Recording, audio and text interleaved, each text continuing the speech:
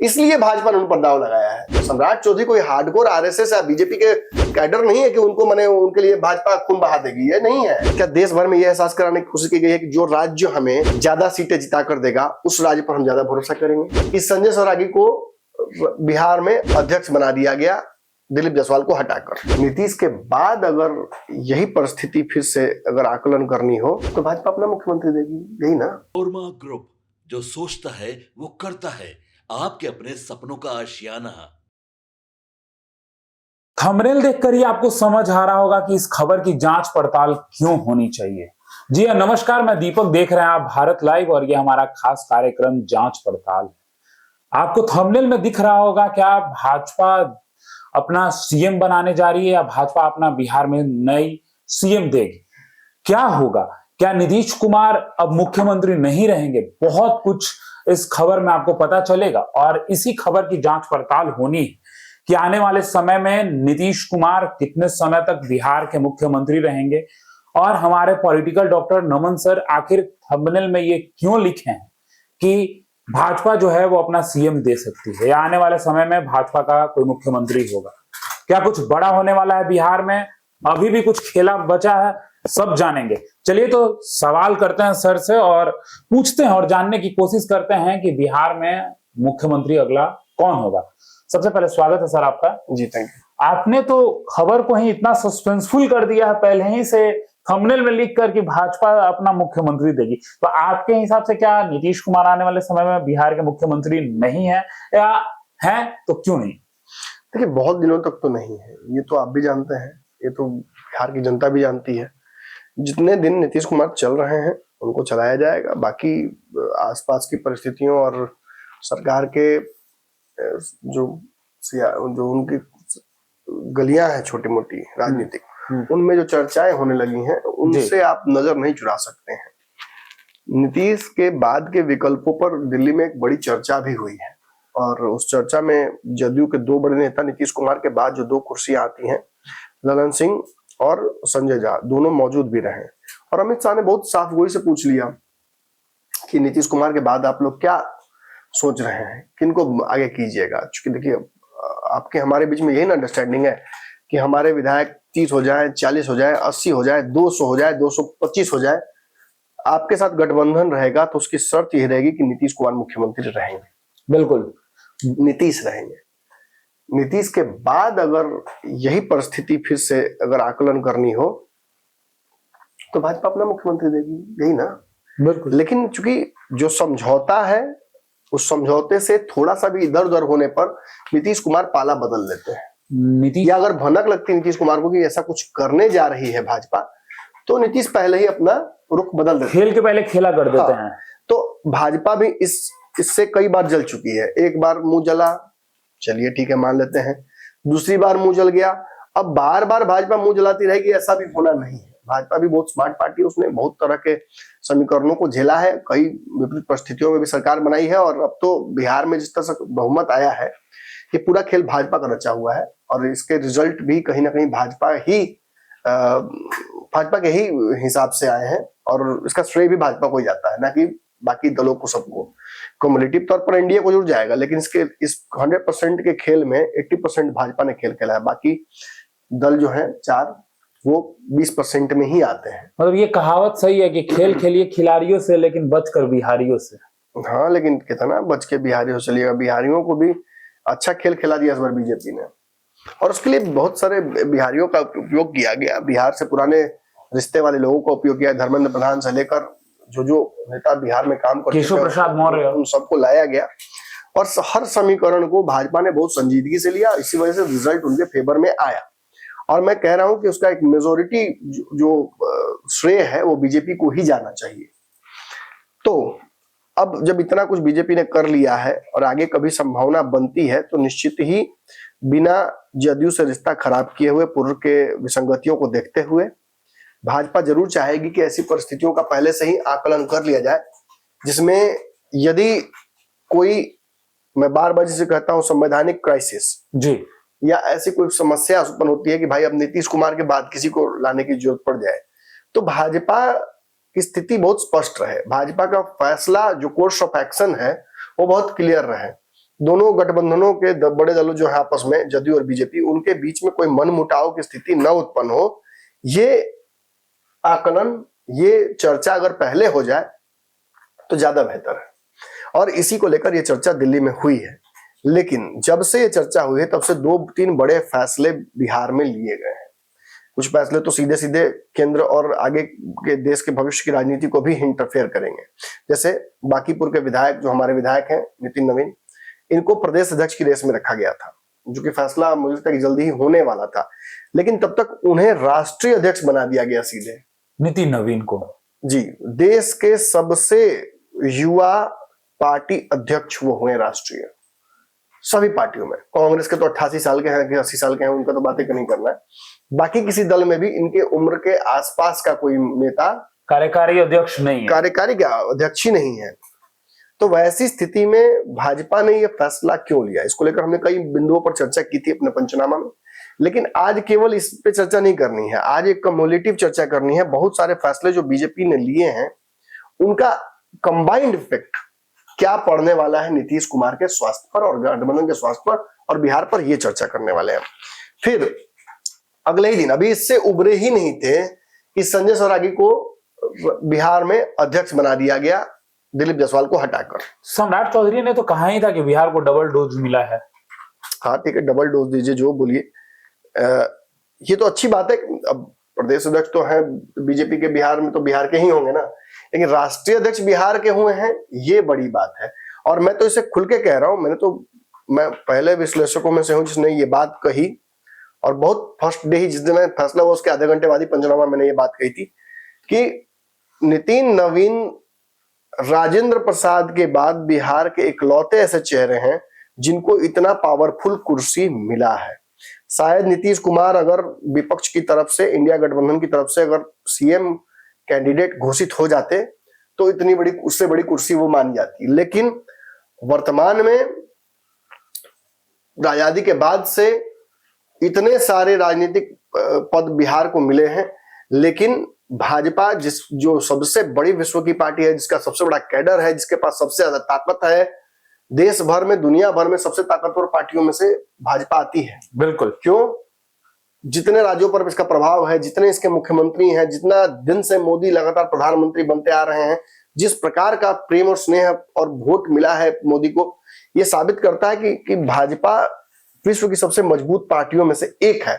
और उसका राष्ट्रीय अध्यक्ष बिहार से होगा, जिस बिहार को अक्सर जब भी रखा गया है तो विश्व और देश भर के मंच पर, तो वो एक साइडों के साथ रखा गया है कि हाँ ठीक है बिहार से है, देखिएगा बच्चे। उस बिहार पर पूरी पार्टी की बागडोर कमान सौंप देना, ये बिहार के प्रति जो एक होता ना कि विश्वास, नव विश्वास जो उत्पन्न हुआ है बीजेपी को, उसका भी परिचायक है।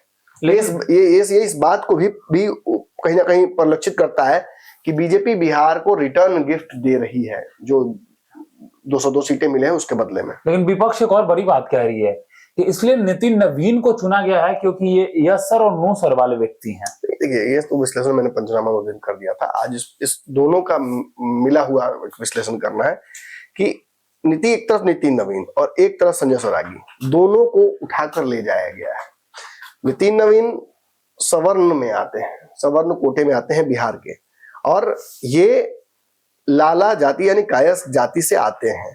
इस जाति का बिहार में बहुत बड़ा हस्तक्षेप राजनीतिक नहीं है, लेकिन बहुत बड़े बड़े नेता हुए हैं। इनफैक्ट राजेंद्र प्रसाद भी इसी जाति से, इसी धर्म से थे, इसी जाति से, माफ कीजिएगा, थे।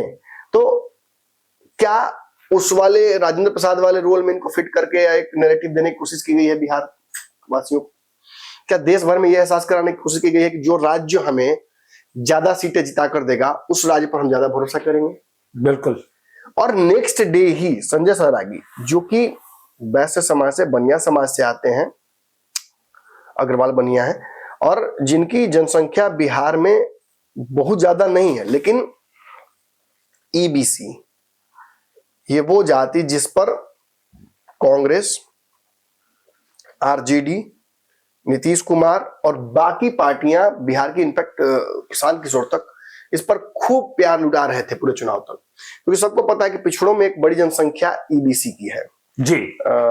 जो पूर्व में तो लालू यादव के साथ रहे थे, लेकिन जैसे ही ये लालू यादव से दूर हुए, इसमें कौन कौन सी जातियां थी, तेली, माली, चमोली, ये सारी जातियां इसी में आती हैं और इसी में सारे बनिया और सारे कलवार चाहे हो या जो भी जातियां हो वो इसी में आती हैं जी। तो जितने भी व्यापारी जातियां हैं वो इसमें हैं, चाहे लोहार हो, चाहे सोनार हो, कुम्हार हो, बढ़ई हो, ये सब इसी में आते हैं और इन जातियों से बड़े बड़े नेता बिहार में रह चुके हैं।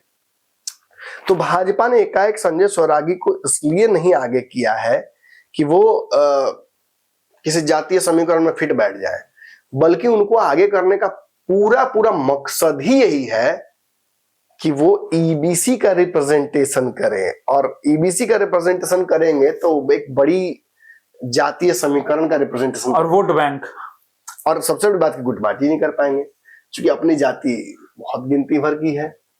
तो इस जाति की राजनीति ना करके वो संपूर्ण ईबीसी का एक बड़ा चेहरा हो जाएंगे। रही बात ओबीसी का चेहरा की, तो जिस तरह से तेजस्वी का हाल किया है, नॉन यादव ओबीसीओं का ये दौर है। सम्राट चौधरी उसके सबसे बड़े चेहरा हो गए हैं। सम्राट चौधरी भले ही इस फैसले से नितिन नवीन के या जो संजय सौरागी का फैसला हुआ है थोड़ी देर के लिए असहज हो सकते हैं, ऐसा मानवीय नेचर होता है। सम्राट चौधरी को डर हो गया है। डर क्यों होगा, मैं जो बोल रहा हूँ समझने की कोशिश कीजिए। डर तो सम्राट चौधरी को होगा ही नहीं जन्म में। अब क्यों नहीं होगा उसका कारण बताते हैं। राजनीति है सर। सुन तो लीजिए, जिस पर मोदी का आशीर्वाद है ना उसको बहुत डरने की जरूरत नहीं है। नीतीश कुमार बाहर जाकर भी, विपक्ष में जाकर भी मोदी के प्रिय रहे हैं, इसलिए मोदी बार बार उनके पास आते हैं। सम्राट चौधरी बिहार में बीजेपी का वो काम कर रहे हैं जो ना भूतो ना भविष्य किसने किया है, ना कर पाएगा। सम्राट चौधरी वो नहीं है, वो बहुत बड़े सुपरस्टार नहीं है कि उनको भाजपा खोज के रातों रात ले आई, नहीं, वो परिस्थितियों की वजह से पहुंचे हैं वहां। सिचुएशन के उनका जातीय समीकरण, उनका पर्सनालिटी, उनका तेवर, उनका राजनीतिक जो पृष्ठभूमि, उनकी राजनीतिक महत्वाकांक्षा है, ये सब भाजपा को सूट करती है इस वक्त। इसलिए भाजपा ने उन पर दाव लगाया है। सम्राट चौधरी कोई हार्डकोर आरएसएस या बीजेपी के कैडर नहीं है कि उनको मैंने उनके लिए भाजपा खून बहा देगी, ये नहीं है बिल्कुल। बस, बल्कि वो एकदम सही समीकरण में फिट बैठते हैं। इसीलिए मैं कहता हूं गाड़ी में 4 चक्के होते हैं लेकिन एक स्टेपनी होता है, तो कोई चक्का फट भी जाए तो कोई दिक्कत नहीं होती है, लेकिन स्टेपनी एक ही होता है जी। स्टेपनी जब लग गया तो फिर टायर को बचा के चलता है ड्राइवर, वही टायर को रगड़ कुदा के चलता है, लेकिन स्टेपनी जब लगाता है तो बचा के देता है। तो ये भाजपा की स्टेपनी है सम्राट चौधरी। इनको लगाकर भाजपा अब बहुत सोच समझकर फैसले करेगी, बहुत नीतिगत फैसले करेगी और ये जानती है कि नीतीश और नीतीश के वोटरों को साधने का एक ही तरीका हो सकता है, तेजस्वी के खिलाफ एक यादव सेंटिमेंट को भड़का दो कि बाकी ओबीसी जो हैं, चाहे कुर्मी कुशवाहा जो भी जातियां हैं, ये मानकर चले कि अरे हमारे साथ तो धोखा हुआ है ना, लालू यादव अपने बेटा को बनाएंगे, हम लोग को क्या मिलेगा। फिर कुर्मी जाति को भी लगे कि लोगों को भी ये बताना पड़ेगा कि भाई आपने शासन किया, यादव ने शासन किया, कुशवाहा को जगह मिली, भाजपा कहेगी हम दे रहे हैं। तो इस वजह से बहुत फिट बैठ जाते हैं सम्राट चौधरी में। रही बात अब इन दोनों फैसलों की, नितिन नवीन और संजय सरावगी, इसको जरा आप कंपैरेटिवली समझने की कोशिश कीजिएगा। देश की राजनीति में एक ऐसा व्यक्ति जो बैठ गया, जो आपने कहा यस मैन, जो मोदी नीतीश की बात सुनेंगे, आपके मोदी और अमित शाह की बात सुनेंगे, जो भाजपा के राष्ट्रीय स्तर के फैसलों को सीधे सीधे मतलब मोदी और अमित शाह से लेकर कर देंगे, बहुत इसमें कोई विवाद उत्पन्न नहीं होगा जी। और बिहार में संजय सौरागी को यहां पर लाकर अध्यक्ष बनाकर भाजपा ने ईबीसी का एक बहुत बड़ा वोट अपने पाले में करने का गेम खेला है। इन दोनों को जैसे ही आगे किया गया, दिलीप जायसवाल साइड, नित्यानंद राय का पावर सीज, बाकी कोई भी नेता जो बहुत विवाद करने वाला है या बहुत उस पद के लिए अपना चलवा रहा था, जैसे प्रदेश अध्यक्ष दिलीप जायसवाल जी 4-5 गो लोगों को, चंपुओं को पकड़कर अपना चलवा रहे थे, पूरा चंपी मालिश, यही होंगे सीएम, यही होंगे डीएम, यही होंगे पीएम, बबुआ सीएम हुए हैं, डीएम हुए हैं, हो गया, ये हो नहीं हुए, जो है वो भी कुछ छीन लिया गया और बहुत कम समय में इनकी कुर्सी चली गई जी। हाँ, मंत्री जरूर रहेंगे और मंत्री इसलिए रहेंगे क्योंकि काम अच्छा किया है इनके दौरान, भाजपा को रिजल्ट बहुत तगड़ा आया है बीजेपी को, तो बीजेपी ये भी भूल नहीं सकती। और अगर बीजेपी किसी ऐसे अध्यक्ष को जो ने रिजल्ट दिया उसको संटिंग में डाल देगी साफ, मंत्री भी नहीं बनाती, तो आगे से एक मैसेज आता है कि अरे भाई रिजल्ट देने पर भी भाजपा ऐसा करती है क्या। तो बहुत स्मार्टली इनको मंत्रालय दे दिया गया। पिछली बार याद होगा मंत्रालय इनका छीना गया था, बिल्कुल, अध्यक्ष बनते ही। बिल्कुल, इस बार इनको बहुत स्मार्टली अलग कर दिया गया, पहले मंत्री बनाकर। उसी समय क्लियर हो गया था कि इनको अध्यक्ष अब नहीं रखना है। बिल्कुल। और ईबीसी के एक नेता को, चेहरा को उठाकर मंत्री बनाकर संपूर्ण ईबीसी को एहसास कराया गया है कि देखिए, भले ही इनकी अपनी जाति छोटी है, कम उनका नेतृत्व है, आंका जाता भी है, लेकिन हमने इस व्यक्ति को इसलिए आगे किया है कि ये जातिवाद नहीं करेगा, ये गुटबाजी नहीं होने देगा बिहार में बीजेपी में। और सबसे महत्वपूर्ण बात यही है कि जिस समय बीजेपी गुटबाजी में फंसती है ना जी, फैसला लेने की ताकत बीजेपी की कमजोर हो जाती है उस राज्य में।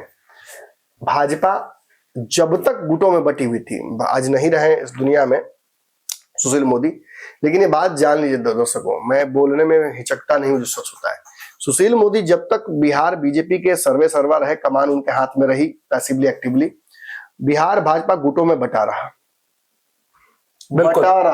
कभी एक साथ नहीं दिखा। अब जब से ये बदलाव आया, उनको हटाकर पावर से उनका कम किया गया और जैसे ही ये खेल खेला गया, तुरंत ही बिहार भाजपा से गुटबाजी समाप्त नहीं हुई, पैसिव हो गई। पैसिव हो गई ना, आप अपने घर में बैठ के जितना बोलना है दिलीप जायसवाल के खिलाफ आप समाचार को बोलते रहिए, कोई फर्क नहीं पड़ता है जी। सार्वजनिक नहीं बोल पाइएगा, आप राजनीति खिलाफ नहीं कर पाइएगा पार्टी के, और ये नहीं कहिए कि इस चुनाव में हम पार्टी को डैमेज कर देंगे, ये वाले विधायक को हरवा देंगे, अगले चुनाव में हमको मिल जाएगा ये सीट, पार्टी को समझ में आएगा कि मेरी ताकत क्या है।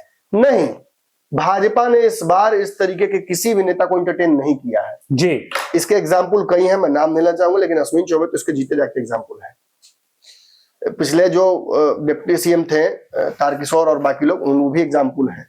पार्टी ने कई नेताओं को एकदम बैकफुट पे बिठा दिया और कहा कि जाइए गुटबाजी कीजिएगा, पार्टी से निकाल देंगे। कई लोगों को निकाला भी गया। तो ऐसी स्थिति में नीतीश कुमार और बिहार को लेकर एक बहुत बड़ा फैसला बीजेपी को लेना है आने वाले समय में। समझिए मैं जो बोलना चाह रहा हूं जी, बहुत इंपॉर्टेंट है, यही अंतिम विश्लेषण है इसका पूरा। बीजेपी को एक बहुत बड़ा फैसला लेना है। बीजेपी को यह फैसला लेना है, दो फैसले। एक फैसला बिहार को लेकर, नीतीश कुमार को हटाकर कब अपना मुख्यमंत्री देना है। और जब तक भाजपा कमजोर रहेगी अंदर से या गुटबाजियां रहेंगी, तब तक नीतीश कुमार को भाजपा की हर चाल पता चलती रहेगी। और जैसे ही संजय सौरागी, जो कि न 3 में न 13 में, उनको उठाकर सामने करके भाजपा ने एक वो पूरी तरीके से क्या बोलते हैं उसको, उस गैप को भर दिया जहां से लीक हो रहा था। क्लाइमेक्स को अपने तरफ फिट कर लिया। लीक नहीं होगा। अब क्या प्लान है, क्या है, नहीं लीक होगा। अब जो तय होगा वो ड्राइंग रूम में तय होगा मोदी अमित शाह के, और वहीं से ये सारा प्लान एग्जीक्यूट होगा। और जिस दिन एग्जीक्यूट होगा उस दिन मीडिया को भी भनक लगेगी, उस दिन विपक्ष को भनक लगेगी, उस दिन नीतीश कुमार को भनक लगेगी। उसके पहले दिलीप जायसवाल, संजय जो थे जायसवाल, या जो भी रहे, किसी का माने कम नहीं आंकना चाहिए, लेकिन जो हाल सुशील मोदी के दौर में था वो आपको नहीं मिलेगा। नीतीश कुमार पहले ही पलट के बाजी और चले। भाजपा ने 2 बार बिहार में मुख्यमंत्री देने की चेष्टा की, दोनों बार नीतीश कुमार पलट दिया बाजी, दोनों बार नीतीश कुमार पलट दिया था बाजी।